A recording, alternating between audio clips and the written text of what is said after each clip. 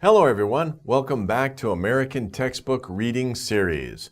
We're studying Social Studies Book 3, Unit 6 today, and Unit 6 is titled Working for Justice. So in this unit, we will discover how people work for justice and about some famous people who have worked for justice in the past, and they're heroes today. Okay, well, as usual, let's begin with the vocabulary. Okay, our first word is democracy. Democracy is a type of government. It's a government system in which people can choose their leaders by vote. We all live in a democracy. Remember in a previous lesson, we talked about voting and choosing leaders. When you vote, you cast your ballot to choose your leader. That is a democratic system. It is a democracy. Okay, next we have threat. This is an important word. Threat is something that causes danger or harm. It's something that could cause danger. A threat, it says causes danger or harm, but it's really a threat is before the harm or the injury has occurred. It's more like danger, right? It is a threat. If you say something is a threat, you're saying it has the possibility of causing harm, right? It is dangerous. It is a threat. So it hasn't done it yet, but it is a threat. Maybe it's done it in the past, but it is a threat, okay? So that's a threat. Justice. Justice is a very important idea, right? And it's usually represented by this picture here. You see the scales of justice, right? And that means being fair in treating people. Why do we use scales? Because, well, it's kind of a capitalist idea, I guess. If you go to buy something, right? And you say, well, 1 ounce of gold is worth this amount of goods. So you have to balance it, right? So if it's balanced, it's fair. If you pay too much, that's not fair. If you pay too little, it's not fair to the other person, right? You want something to be fair. So justice is about being fair.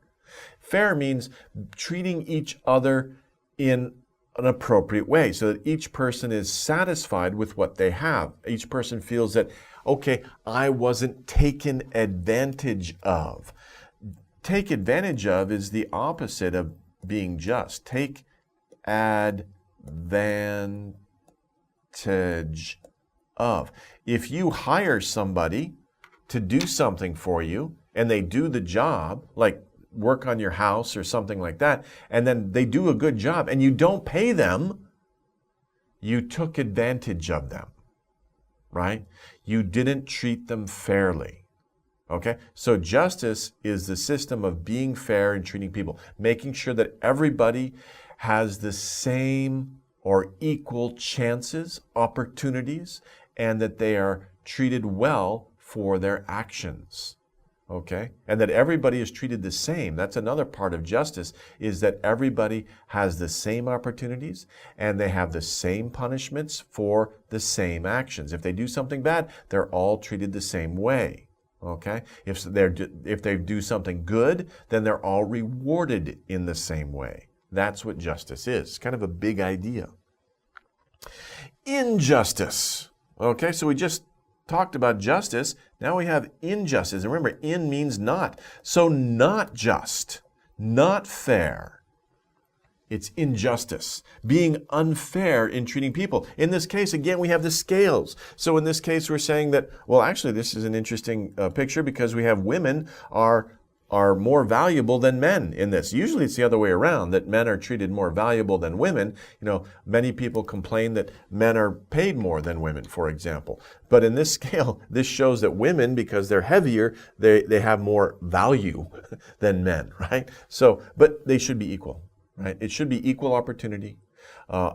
Chances for opportunity should be equal among men and women, among different races. It doesn't matter who you are, what you believe, what ethnic background you have. It doesn't matter. Everybody should be treated equally. And if the system does not do that, then it is injustice. It is not just. It is not just. It is an injustice. Okay, next. Allow. Allow means to permit, to permit or to let someone do something. You're in class, the teacher's talking, you have to go to the bathroom. What do? You raise your hand and say, "Teacher, may I go to the bathroom?" And the teacher will say, "Yes, you are allowed to go to the bathroom. I give you permission. I'm going to let you go to the bathroom." So, to allow somebody, say, "Okay, it's no problem. I allow you to do that." Okay. Next, we have march. March means to walk forward with regular steps. Now, usually when we think of march, we think of soldiers in an army, right? And they're having some kind of parade, right? And they're marching, or, they're just going from one place to another by foot. March means to go someplace by foot. But march also has another meaning, and it's an important meaning here, and you can see it in the picture. So march is a political event where many people get together and they all walk to a certain place that has some significance. For example, nowadays, early 2020, right, there are many people marching in America and all over the world because of what they see injustice in the police system. So they get together and they march to City Hall or they march to the police station to show protest.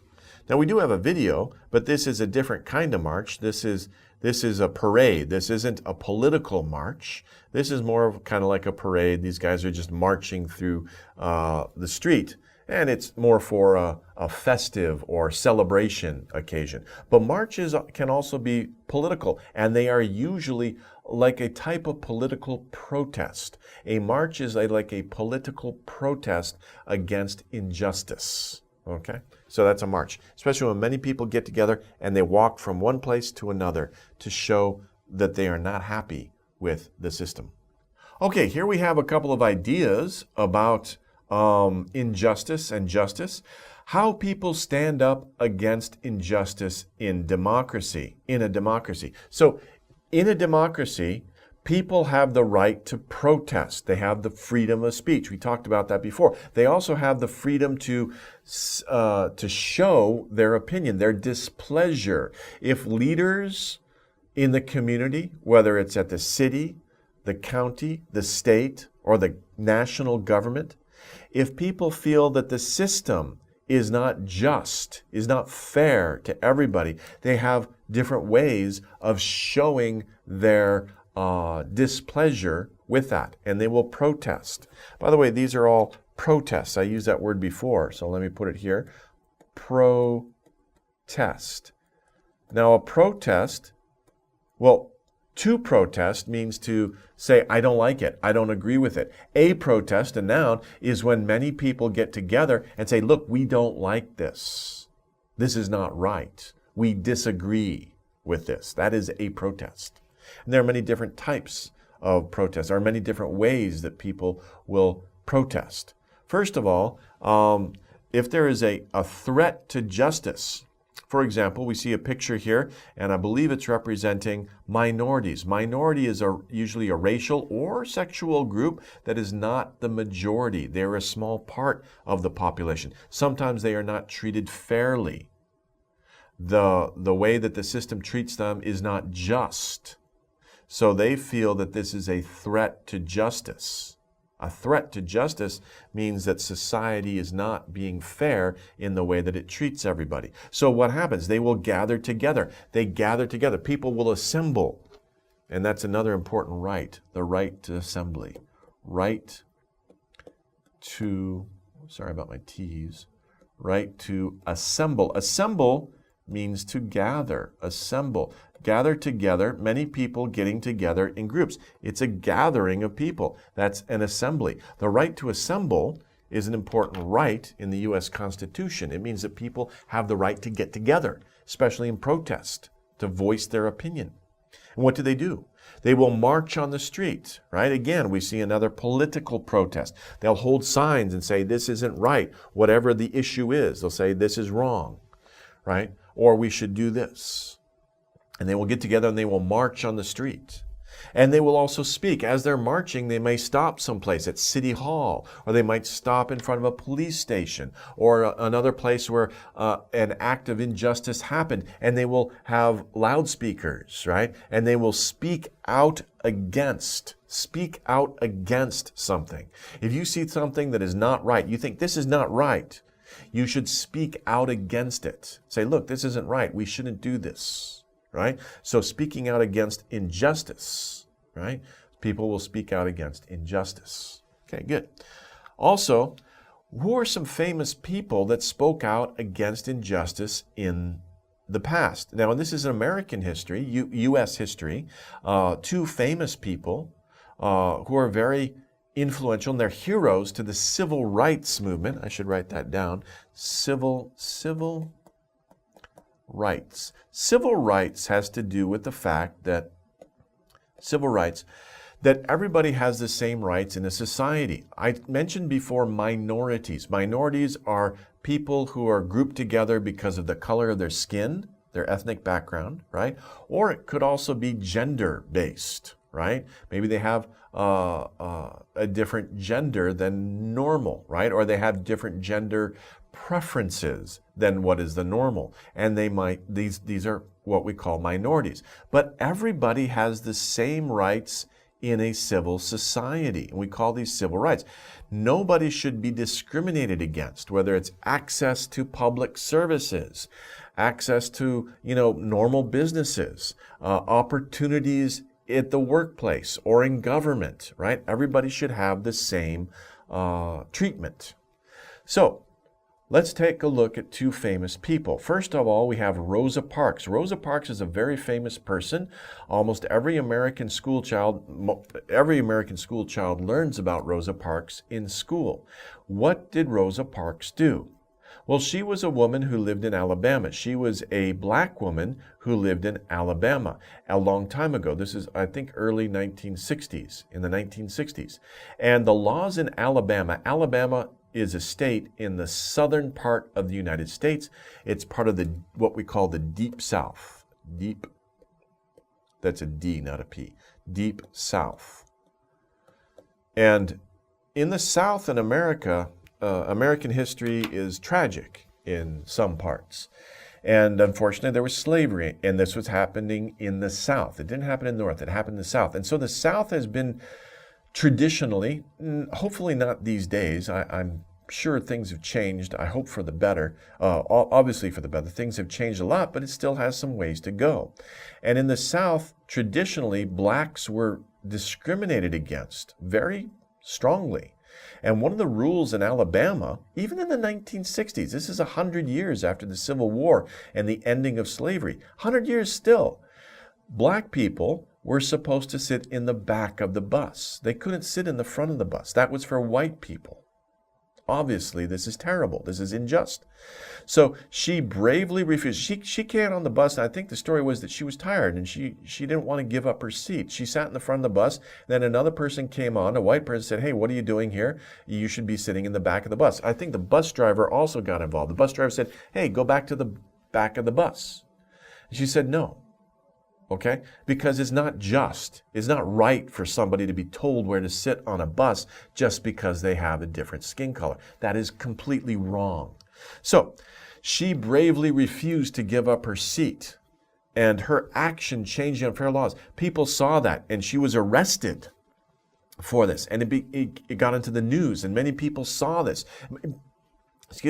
And many people say, this is not fair, this is unjust. And they came out to support her. And it started to help move. Well, there was already a movement, but it started to snowball, to make a bigger movement. And her action actually caused a larger action that Martin Luther King Jr. got involved in. Now, Martin Luther King Jr., he is a pastor, he is a religious leader, but he is also a very good speaker, and he was involved in this incident with Rosa Parks. He led many protests, and black people refused to ride the buses in that Alabama town and all across Alabama. And they said, no, we're not going to ride the bus. We're going to drive ourselves. And our friend has a car, a friend of a friend has a car. We'll take the car or we'll walk. And so the city bus company was in danger of losing a lot of money. And finally they won. And then those laws about, you have to sit here because you're black, or you have to sit here because you're white, or you can't sit here because you're white, those were abolished. Those were done away with. So Martin Luther King Jr., very famous American, he wanted African Americans to be treated equally. Of course, everybody does.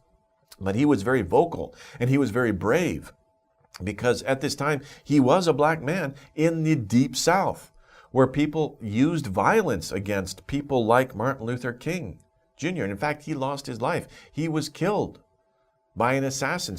A white person shot him. A white man shot him in the late 1960s. But Martin Luther King led peaceful marches and he made speeches. He's very famous for his "I Have a Dream" speech that he gave. He's a very famous, very powerful person. And it's also interesting, he took a lot of his ideas from Gandhi, who also fought against injustice in India under the British colonial system. So Martin Luther King studied Gandhi and used many of his ideas, especially his ideas about nonviolent protest. Okay, I'm getting a very long, big subject. But anyway, Rosa Parks and Martin Luther King Jr., two very important people in American history who fought for civil rights, not just for black people, but for all racial groups. It's very important. Okay, let's take a look at the reading. Okay, we have the reading here. So as usual, repeat after me, or, use a pronunciation in your head silently, or repeat out loud. Practice the pronunciation, concentrate on the words from the vocabulary. You ready? Here we go.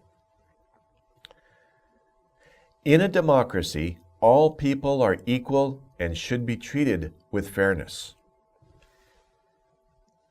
In the United States, when there is a threat to justice, people can join together to stand up against injustice. However, things were a little different in the 1960s. The government didn't allow the equal treatment of African Americans just because of their skin color. Excuse me. Faced with such unfairness, African Americans stood up for themselves. They marched on the streets to show their feelings and spoke out against this unequal treatment. Unequal, unjust. Okay. Martin Luther King Jr. was one of the most important leaders in the fight. Finally, the unequal treatment against African Americans was ended by a new law passed in 1964. That law, 1964, was the Civil Rights Act. And it guaranteed, under law, the fair treatment of everybody, no matter what their race, no matter what their sex, no matter what their gender identity. Civil Rights Act, very important, 1964. Okay. Now, people believe that everybody deserves to be treated with fairness, and it is the basic value of American society. Now, it is a basic value of American society, but unfortunately, sometimes some people don't act accordingly, and this is a terrible thing. And so now we still have, still even in 2020, we still have people marching and protesting against injustice against people based on race, and also against people based on gender identities. So it's important. It's a very important passage, even though, and people believe, most people do. I mean, when you think about it, over 90% of people in the world are good, and they believe that everybody should be treated with fairness. It's just those few people who don't. And sometimes it takes a long time, or it takes a big change in institutions and laws and practices of organizations to make sure that everybody is treated fairly. And sometimes people don't realize that some groups are not being treated fairly. And it takes some events to change that. Okay, so let's take a look at the organization for this reading passage.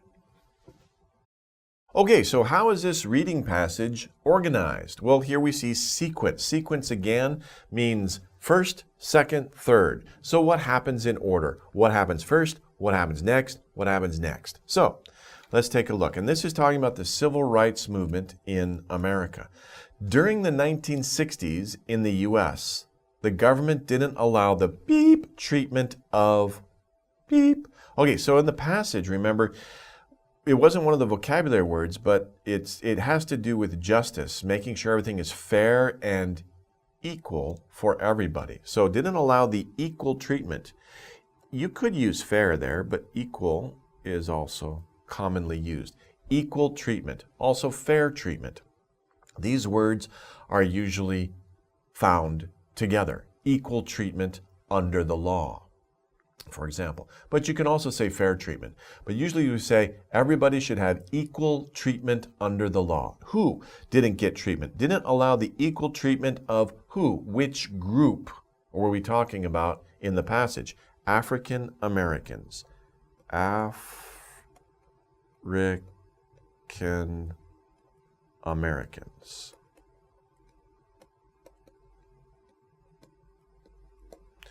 So the government didn't allow the equal treatment of African Americans.